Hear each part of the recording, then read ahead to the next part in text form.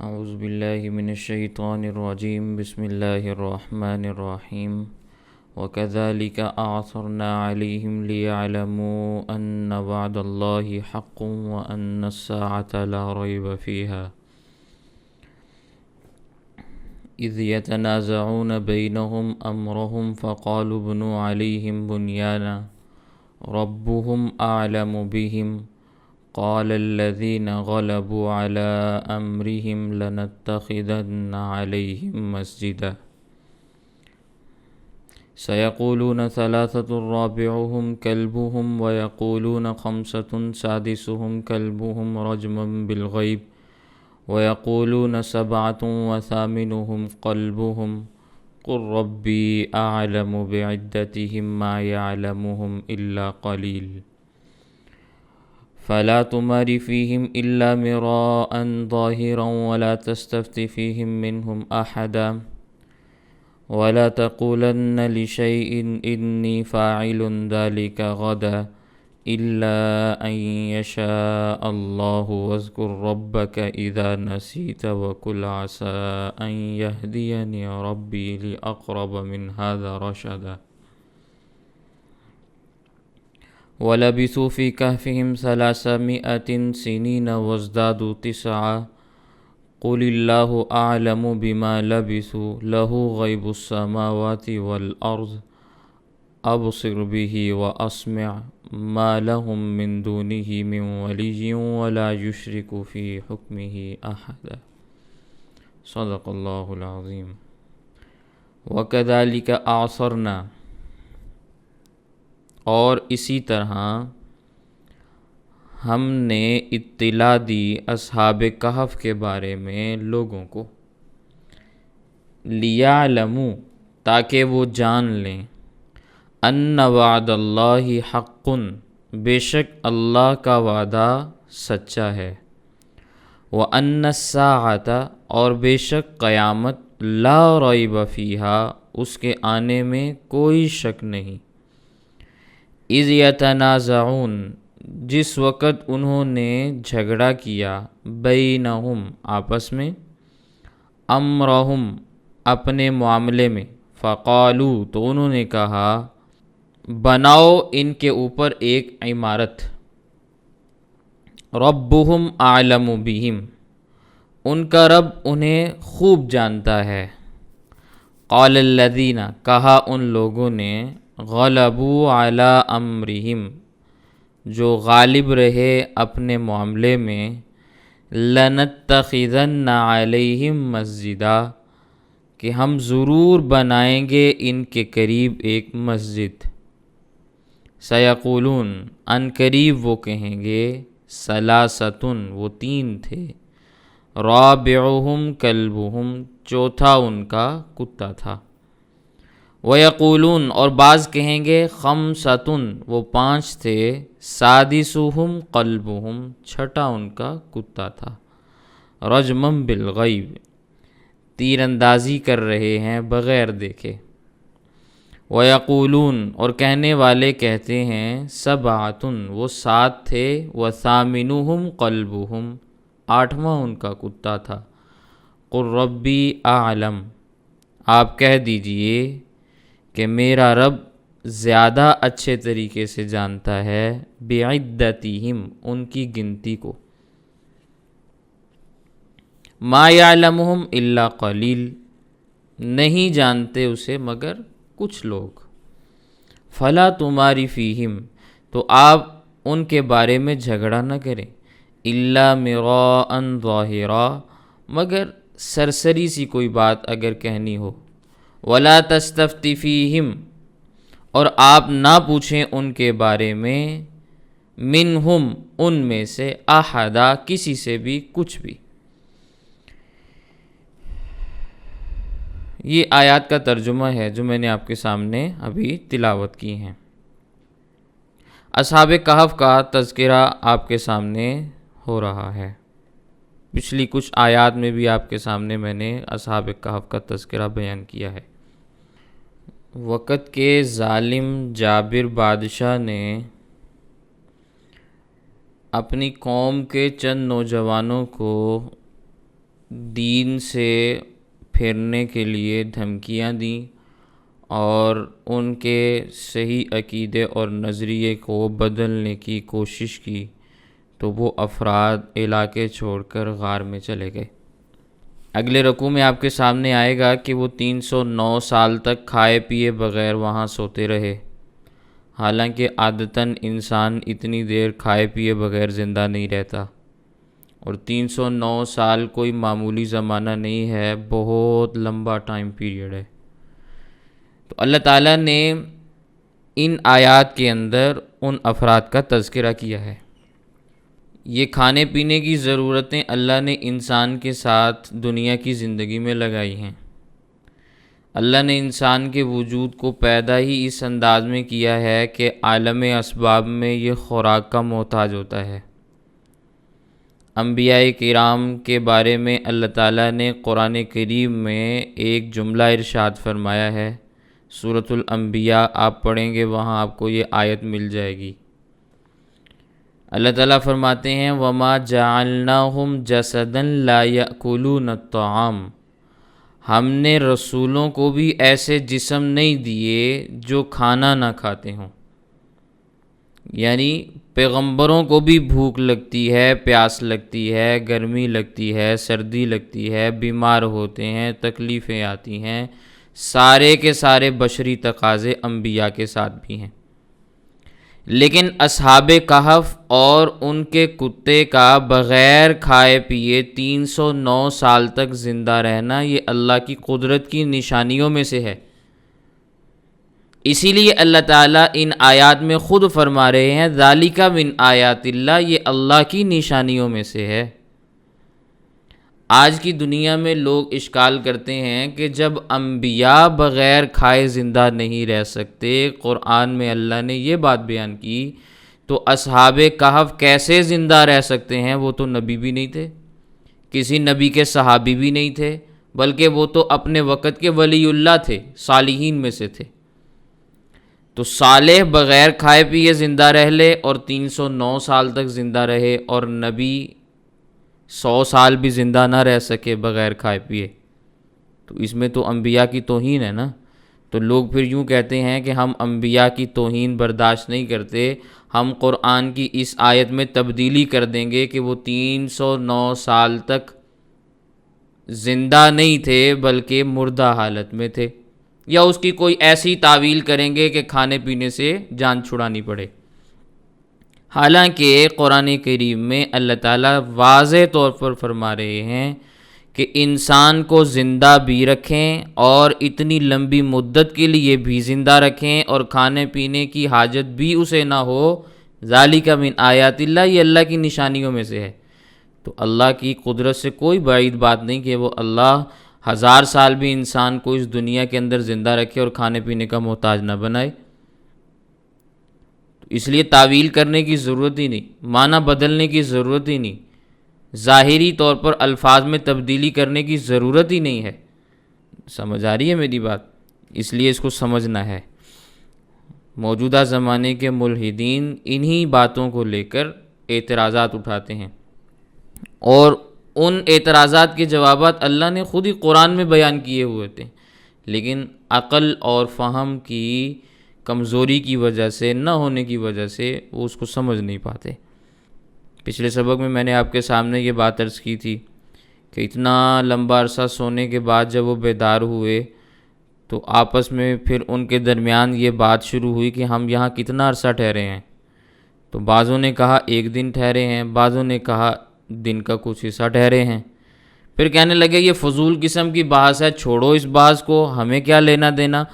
اپنے ایک آدمی کو بازار بھیجو جو صاف ستھرا کھانا لے کر آئے، بڑی احتیاط کے ساتھ آئے، بڑی احتیاط کے ساتھ جائے، اور ہمارے متعلق کسی کو کچھ نہ بتائے، کیونکہ اگر کسی کو کچھ پتہ چل گیا تو وہ ہمیں پتھر مار مار کے ختم کر دیں گے یا کافر بنا دیں گے۔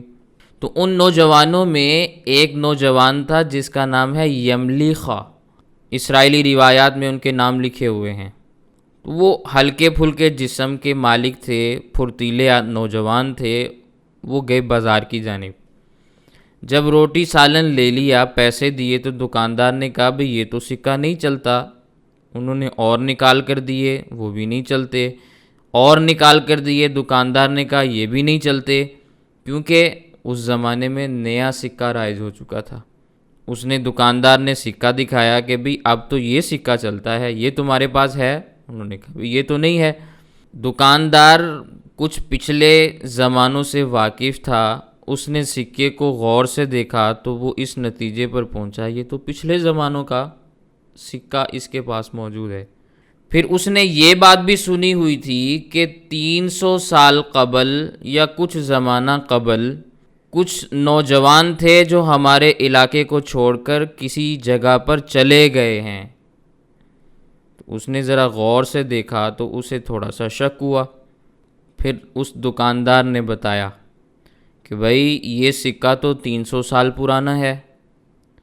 اب اس بندے کو تھوڑا سا اطمینان ہوا کہ 300 سال گزر گئے، تو اس کا مطلب یہ ہے کہ وہ بادشاہ بھی مر گیا ہوگا، وہ لوگ بھی سارے ختم ہو گئے ہوں گے۔ تو اس نے کہا الحمدللہ کہ ظالم بادشاہ سے ہماری جان چھوٹ گئی۔ دقیانوس جس کا نام میں نے آپ کے سامنے عرض کیا تھا، وہ بادشاہ اور اس کی عدالت سب کچھ ختم ہو گئی، لیکن دکاندار اس کے پیچھے پڑ گیا۔ پھر انہیں بتانا پڑا کہ ہم وہ نوجوان ہیں جو اس وقت فرار ہوئے تھے اور غار میں چھپے ہوئے ہیں۔ چنانچہ اس دوران کافی لوگ جمع ہو گئے اور پولیس بھی آ گئی، تو یہ سارے کے سارے افراد اس یملیخا کے ساتھ غار کی طرف چلنے لگے۔ روٹی اور سالن بھی ہاتھ میں پکڑا ہوا ہے اور ساری کی ساری فوج بھی جا رہی ہے غار کی جانب۔ اب جو غار والے تھے وہ انتظار کر رہے ہیں۔ غار کے دہانے پر آئے، دیکھا ایک بہت بڑی فوج ہماری جانب آ رہی ہے، تو سارے کے سارے ڈر گئے کہ یہ تو لوگوں کی فوج ہماری طرف آ رہی ہے، ساتھ پولیس بھی ہے، اس کا مطلب یہ ہے کہ ہم پکڑے گئے، پتہ چل گیا ان کو، یہ تو ہمیں پکڑ کر لے جائیں گے۔ اب یہ ایک طبعی خوف ہے جو ان کے قلب کے اندر وارد ہوا، اور یہ ایمان کے منافی نہیں ہے۔ طبعی طور پر کسی چیز سے ڈر جانا یہ ایمان کے منافی نہیں ہے۔ اس کا مطلب یہ نہیں ہے کہ یہ غیر اللہ سے ڈرتا ہے، اللہ سے نہیں ڈرتا۔ بسا اوقات کوئی ایذا دینے والی چیز ہوتی ہے، سانپ آ جاتا ہے سامنے، انسان اس سے ڈر جاتا ہے، تو یہ سانپ سے ڈرنا کوئی ایمان کے خلاف نہیں ہے۔ اس کی ایذا سے آپ ڈر رہے ہیں، اسے حاکم آپ نہیں سمجھ رہے۔ قرآن کریم کے اندر اس کی وضاحت اللہ تعالیٰ نے خود بیان کی ہے۔ حضرت موسیٰ علیہ السلام کا وہ قصہ آپ نے پڑھا ہوگا کہ موسیٰ علیہ السلام کو جب نبوت ملی، نبوت ملنے کے بعد ان کی نبوت کا پہلا معجزہ دیا گیا، تو رات کا وقت تھا، کوہ طور کے قریب وادی مقدس میں جس کا قرآن میں تذکرہ ہے وہ علاقہ تھا، اور اللہ تعالیٰ نے اس علاقے میں اپنے نور کی تجلی ڈالی تھی۔ تو اس وقت اللہ تعالیٰ نے موسیٰ علیہ السلام کو کیا کہا؟ اے موسیٰ ذرا اپنی لاٹھی پھینکو۔ جب انہوں نے لاٹھی پھینکی تو وہ سانپ بن کے ادھر ادھر بھاگنے لگی۔ تو موسیٰ علیہ السلام قرآن کریم میں کیا تذکر آتا ہے؟ وَلَّا مُدْبِرًا وَلَمْ يُعَقِّبْ، ایسے بھاگے کہ پیٹھ مڑ کے بھی نہ دیکھا، ایک مرتبہ بھی مڑ کے نہیں دیکھا، ذرا میں پیچھے کو دیکھ لوں کہ وہ مجھے کوئی دھوکہ تو نہیں لگ گیا، ایسے بھاگے۔ تو یہ موسیٰ علیہ السلام نے خیال کیا کہ بھی سانپ ایک موذی جانور ہے، اس سے ہمیں ڈرنا چاہیے۔ تو اللہ تعالیٰ نے موسیٰ علیہ السلام کو اس ڈرنے کے اوپر منع بھی نہیں کیا کہ ان کو ڈانٹا ہو، بھئی موسیٰ یہ کیا تم نبی ہوتے ہوئے اس سانپ سے ڈر رہے ہو؟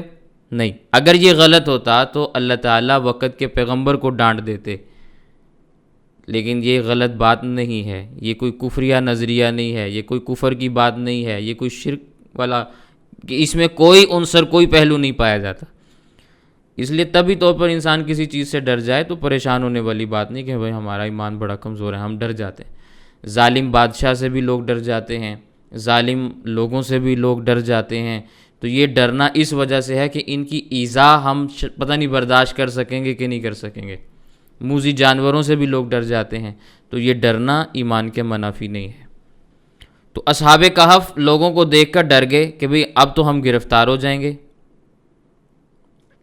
تو یملیخا جب اپنے ان لوگوں کے ساتھ غار کی طرف جا رہے تھے تو انہوں نے جا کر جب قریب پہنچے تو انہوں نے کہا بھی آپ ذرا ٹھہر جائیں، میں اپنے ساتھیوں کو اطلاع کرتا ہوں کہ دقیانوس کا زمانہ ختم ہو گیا ہے، ہم یہاں 300 سال سے پڑے ہوئے تھے، یہ لوگ اب ہماری ملاقات کے لیے آئے ہیں، ہمیں نقصان پہنچانے کے لیے نہیں آئے، تمہارے دیدار کے لیے آ رہے ہیں، خطرے والی بات نہیں، یہ لوگ عقیدت کے ساتھ تم سے ملنے کے لیے آ رہے ہیں۔ پھر آگے تفاسیر کے اندر مختلف قسم کی روایات آتی ہیں کہ اصحاب کہف کا پھر کیا بنا۔ اکثر تو یہ کہتے ہیں کہ بھی وہ فوت ہو گئے تھے، لیکن حضرت مجدد الف ثانی نور اللہ مرقدہ نے اپنے مکتوبات میں اپنا ایک کشف بیان کیا ہے۔ کشف کو سمجھتے ہیں آپ؟ کشف اور کرامات یہ اولیاء اللہ کے ساتھ جڑی ہوئی ہوتی ہیں، یعنی اولیاء اللہ سے ان کا صدور ہو جاتا ہے، کوئی ضروری نہیں ہے لیکن ہو جاتا ہے۔ کشف کہتے ہیں پردوں کا ہٹ جانا، کسی چیز کو اپنے سامنے دیکھ لینا۔ اللہ تعالیٰ اپنے مقربین کے ساتھ بسا اوقات یہ معاملہ فرماتے ہیں کہ پردے ہٹا دیتے ہیں، وہ چیزیں دیکھ لیتے ہیں۔ تو حضرت مجدد الف ثانی رحمہ اللہ کے مکتوبات آج بھی پڑھنے والے ہیں، انہیں آپ پڑھیں گے آپ کو اندازہ ہوگا، اور ساری دنیا پڑھتی ہے، لیکن بدقسمتی ہے ہماری کہ ہندوستان میں ہوتے ہوئے ہم ان کی کتاب نہیں پڑھتے۔ اعتراضات ہم بے شمار کر لیں گے اور ادھر ادھر کی باتیں سن کر ہم ان کے خلاف بھی بہت کچھ بول لیں گے، لیکن ان کو پڑھیں گے نہیں، یہ ہمارا نقصان ہے۔ ہمارے ہندوستان میں اللہ تعالیٰ نے ہیرے پیدا کیے ہیں، ہیرے، اور ایسے ایسے ہیرے جواہرات ہمیں دیے ہیں جن کا ہمیں پتہ ہی نہیں، خبر ہی نہیں۔ دنیا ان سے استفادہ کرتی ہے، ہم نہیں کرتے، قریب ہوتے ہوئے بھی۔ اپنی چیز ہوتی ہے نا، لوگ اس کی قدر نہیں کرتے۔ تو یہ ہمارے خطے کے لوگ ہیں، اس کے علاوہ اور بھی بہت سارے افراد ہیں جو ہندوستان کی سرزمین پہ پیدا ہوئے، ہندوستان میں دفن ہو گئے، پوری دنیا ان سے استفادہ کرتی ہے، ہم ان کے نام کو بھی نہیں جانتے، اتنی جہالت ہے۔ خیر، یہ ایک لمبا تذکرہ ہے، میں پھر کسی موقع پر اس کو بیان کروں گا۔ تو حضرت مجدد الف ثانی رحمہ اللہ فرماتے ہیں کہ اللہ تعالیٰ نے ان پر دوبارہ سے نیند کو مسلط فرما دیا تھا۔ جب حضرت امام مہدی علیہ الرضوان تشریف لائیں گے تو اس زمانے میں وہ دوبارہ بیدار ہوں گے اور مہدی علیہ السلام کا ساتھ دیں گے، ان کے ساتھ تعاون کریں گے۔ یہ ان کا کشف ہے۔ اب اس پر کوئی کہے کہ قرآن کی آیت پڑھو، تو بھئی پہلے ہی میں نے عرض کر دیا یہ کشف ہے، کشف کے اوپر قرآن کی آیت نہیں ہوتی۔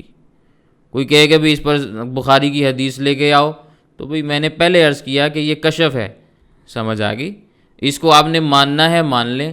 ہم حضرت مجدد الف ثانی نور اللہ مرقدہ کو امام برحق تسلیم کرتے ہیں، ان کی خدمات، ان کے علم، ان کے تقوی، ہر چیز کا ہم اعتراف کرتے ہیں، اس لیے ہم ان کی یہ بات بھی تسلیم کر لیں گے۔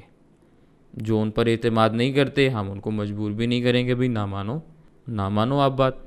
کشف اور کرامات ایسی ہی ہوتی ہیں، اگر کسی نے ماننی ہے، اس کا تعلق عقیدت کے ساتھ ہوتا ہے۔ اگر عقیدت ہوگی تو آپ تسلیم کریں گے، عقیدت نہیں ہوگی تو آپ نہیں مانیں گے۔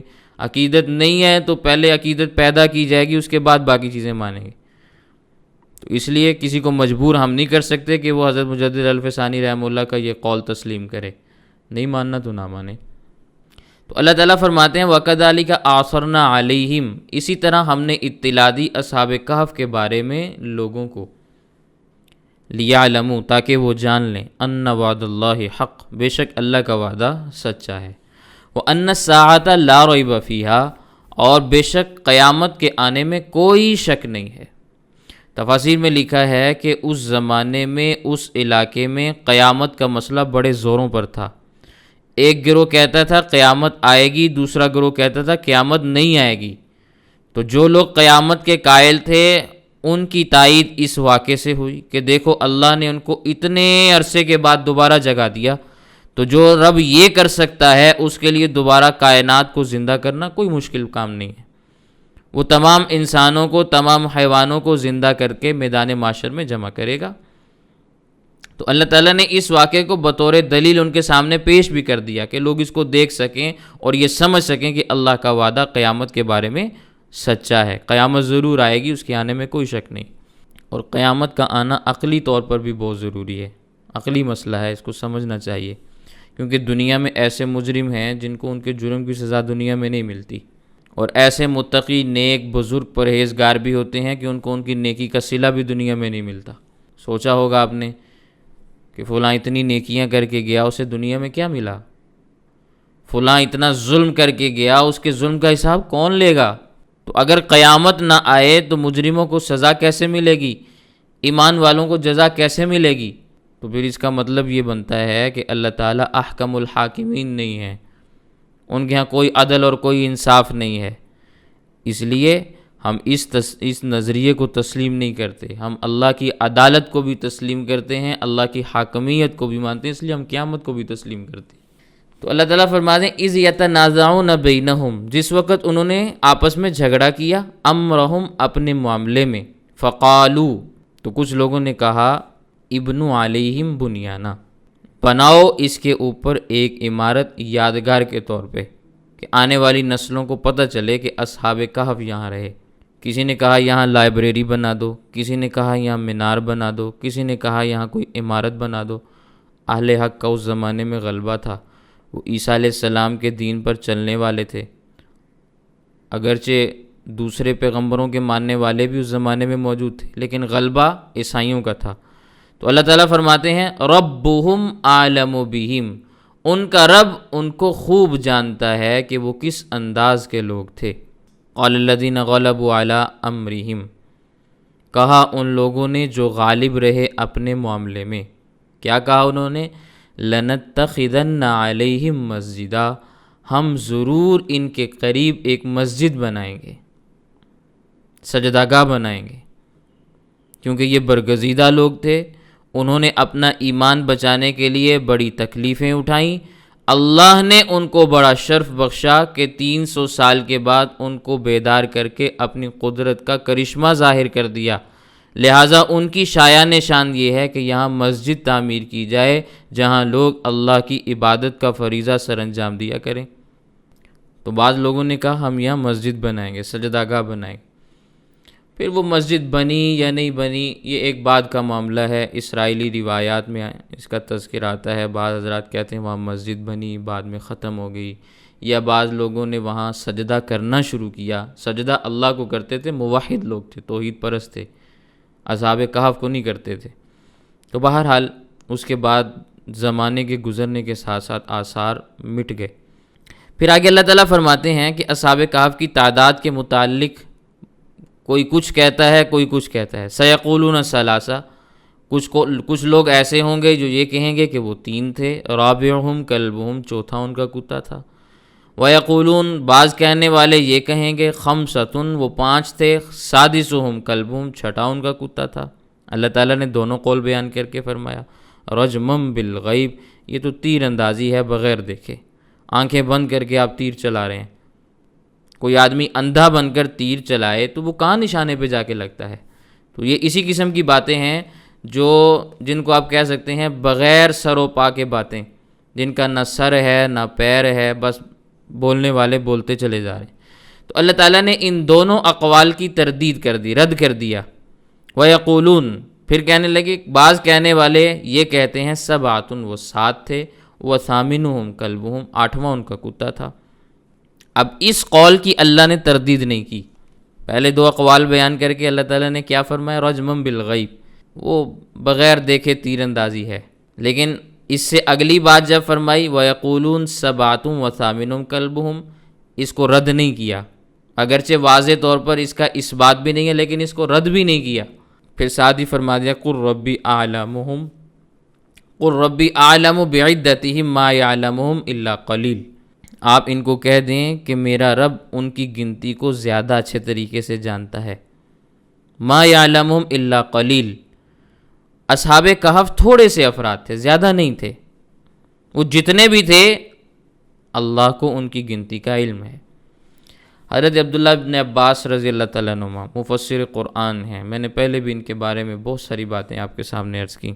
حضرت عبداللہ بن عباس رضی اللہ تعالیٰ عنہ فرمایا کرتے تھے انا من القلیل، انا من القلیل، میں ان تھوڑے افراد میں سے ہوں جو اصحاب کہف کی گنتی کو جانتے ہیں۔ شاگردوں نے فرمایا حضرت پھر بتائیں وہ کتنے تھے؟ تو فرمانے لگے 7 تھے، 8واں ان کا کتا تھا۔ شاگردوں نے کہا حضرت اس کی کوئی دلیل بھی ہے؟ تو فرمانے لگے اس کی دلیل یہی ہے کہ اللہ نے پہلے 2 اقوال بیان کیے، دونوں اقوال بیان کرنے کے بعد کہ وہ 3 تھے، چوتھا ان کا کتا تھا، ٹھیک ہے، بعض کہتے ہیں 5 تھے، چھٹا ان کا کتا تھا، ان دونوں کو رد کر دیا یہ کہتے ہوئے کہ یہ بغیر دیکھے تیر چلا رہے ہیں، اور اس کے بعد جو بات بیان کی وہ یہ بیان کی کہ وہ 7 تھے، 8واں ان کا کتا تھا، اس کو رد نہیں کیا۔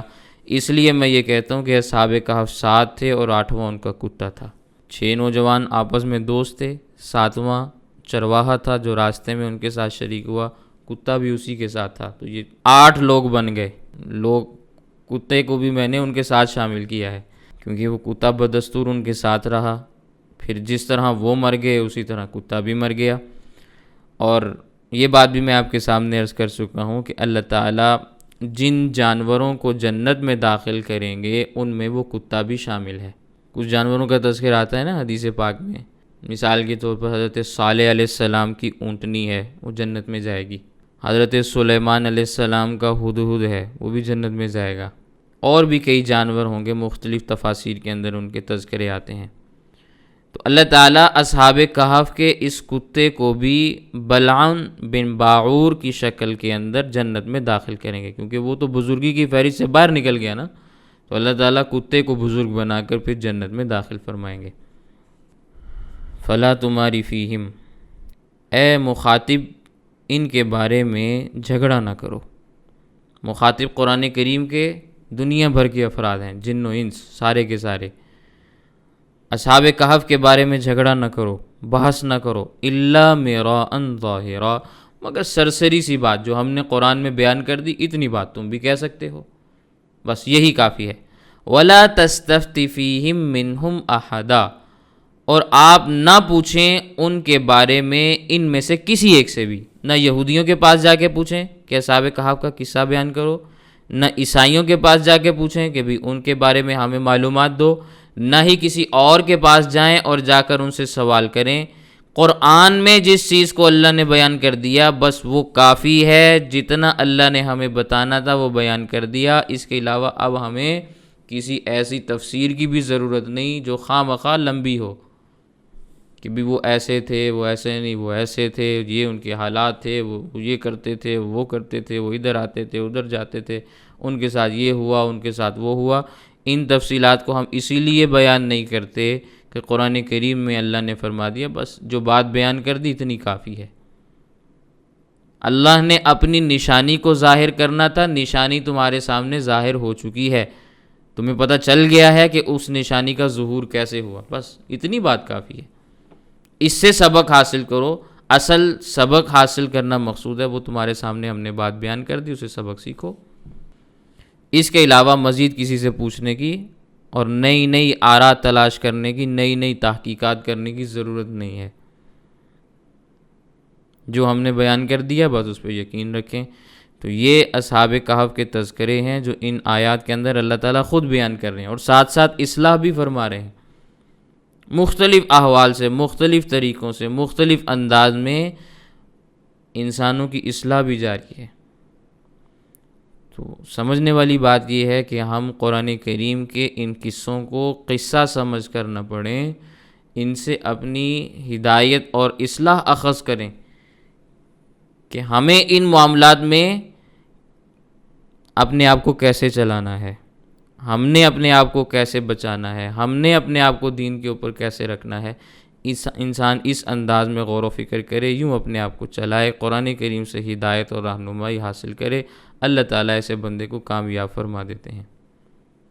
اسے باتیں سمجھ بھی آ جاتی ہیں، اسے قرآن کریم کا انداز بھی سمجھ میں آ جاتا ہے، قرآن کریم کے لہجے بھی سمجھ میں آ جاتے ہیں، ساری چیزیں سمجھ میں آ جاتی ہیں، ہدایت ایسے شخص کا مقدر بن جاتی ہے۔ تو اللہ تعالیٰ ہمیں قرآن کریم کی تفسیر کو صحیح انداز میں سمجھنے کی، اور پھر جب سمجھ آ جائے تو اس پر عمل کرنے کی توفیق عنایت فرمائیں۔ وآخر دعوانا الحمد للہ رب العالمین۔